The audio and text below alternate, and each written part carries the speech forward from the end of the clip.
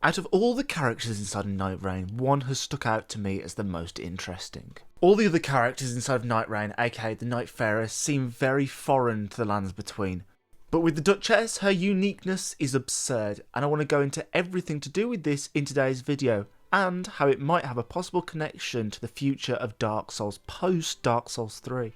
Before we begin, I want to play a little game. If, at the end of the video, you have enjoyed, please consider leaving a like and subscribe as it greatly helps the channel. The other option is please don't subscribe, dislike the video and tell me why. This is just a little fun way for me to gather what the sentiment is on these type of videos, while also allowing me to build upon constructive criticism. Without any further ado, darling, please sit back, relax, grab some succulent, juicy, tender and sensational prawns if you want, and enjoy.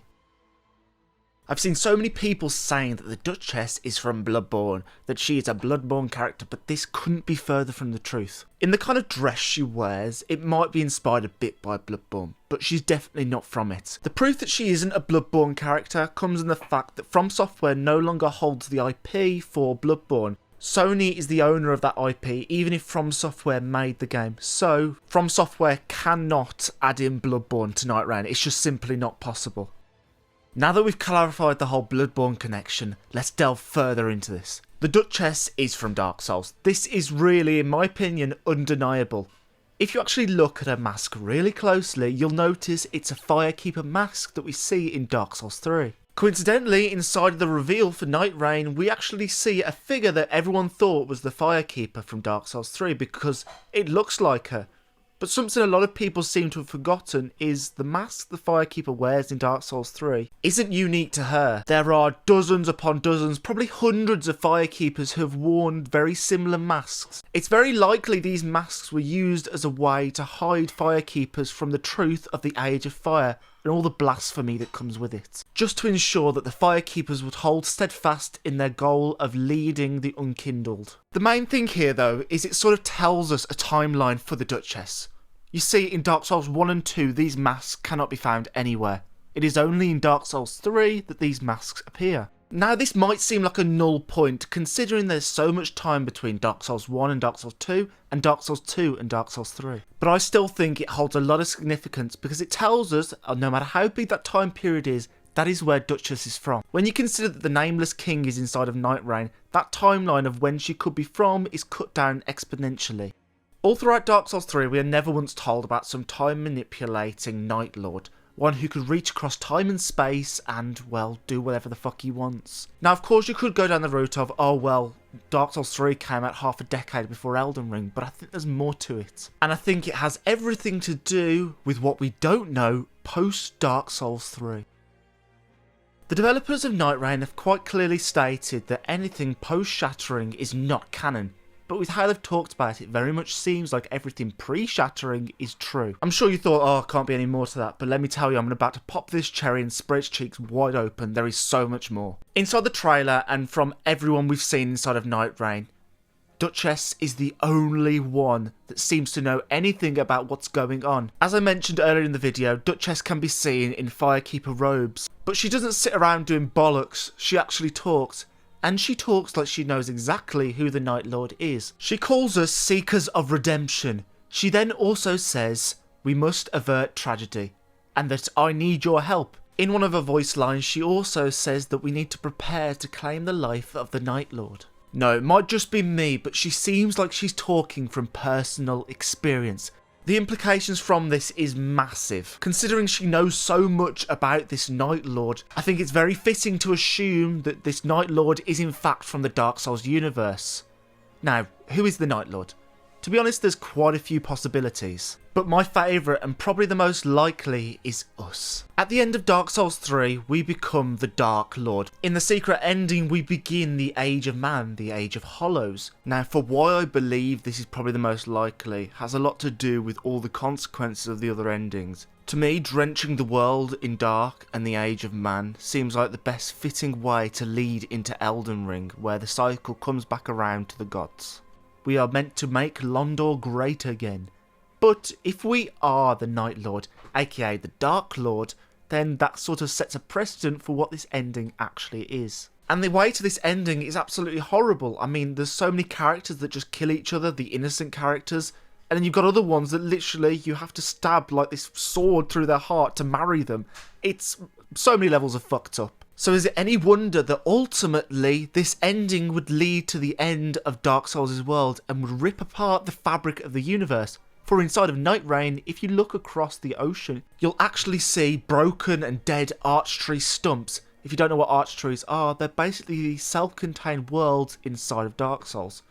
When you summon a person, you're summoning them from their very own arch tree. The fact they're broken explains the whole sort of pulling everything into Limvale. For if all the arch trees were basically destroyed, all those worlds would converge in one and would result in all sorts of people being pulled into Limvale, as we see. The fact that Duchess, who is a firekeeper, is aligned with the Nightfarers against the Night Lord makes so much sense as well. The firekeepers eternally guard the first flame, and the person who snuffed it out definitely would not be in high favour.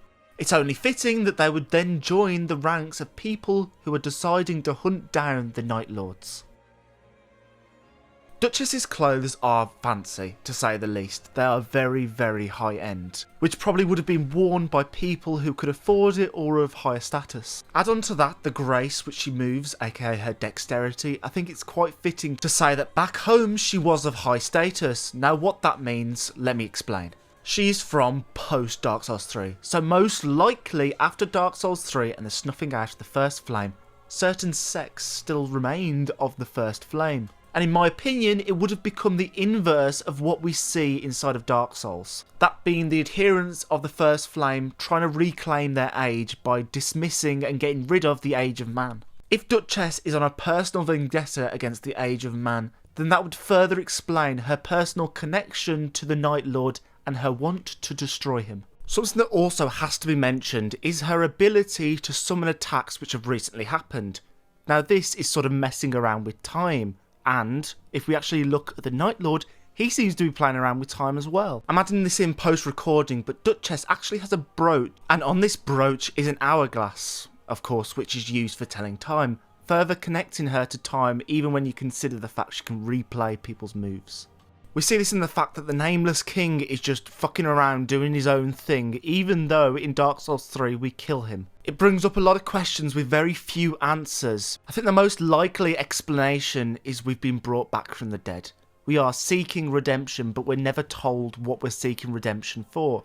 Perhaps Duchess and all the other Nightfarers have committed some sin, perhaps even led to the rise of the Night Lord, and so they've been brought back to life to sort of extinguish him and right their wrongs. Further proof of some kind of lapse in judgment in regards to these characters, and most specifically Duchess, is the different type of clothes that her and the Firekeeper wear. Of course, it's different time periods, so perhaps it's changed, but they are vastly different to any sort of Firekeeper wear that we see.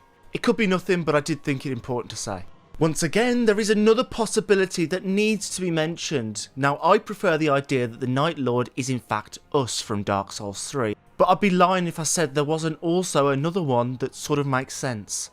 Ulasil was known for their manipulation of time and space. Look at Filinor's egg, I'm dead sure that that is Ulasil magic. It fits right in with the quota, and if that is the case, and if the Night Lord is somehow related to Ulasil, his vengeance against the world of the gods makes so much sense. Ulasil was destroyed by the Abyss, but that wasn't the only reason. The reason the Abyss got so bad to begin with was Gwyn's rule, Gwyn's Age of Fire, which imposed itself upon the natural order of the Age of Man. I really love the idea that perhaps it is some vengeance-seeking Ulasilian that wants to get revenge on anything and everything, and would be a perfect antagonist for Nightreign. At least that's my opinion, but yeah, I'm really curious to see what you all have to say and think. There's a couple more points I want to discuss. First of all, in an interview a very long time ago, George R.R. Martin said that Elden Ring is a sequel to a game called Dark Souls. Now, of course, you could go down the route that, oh, it was years prior that he'd been working on Elden Ring when he did this interview. But he worked on it a lot. Like, I'm talking everything pre-shattering is his work. Like, of course, Miyazaki changed it up and twisted it, as he said, but a lot of it is his groundwork. So for him to just come out here and say Elden Ring's a sequel to Dark Souls is massive. I truly believe that Elden Ring is a sequel to Dark Souls, and I believe Nightreign further proves this to everyone. Sadly everyone, that is the end of the video. If you did enjoy, please consider leaving a like and subscribe as it greatly helps the channel. I'm not going to dilly-dally anymore because I seem to do that at literally every single end of every single video. So please, friends, don't you dare go hollow. And may you find your worth in the waking world. Goodbye everyone, see you in the next one.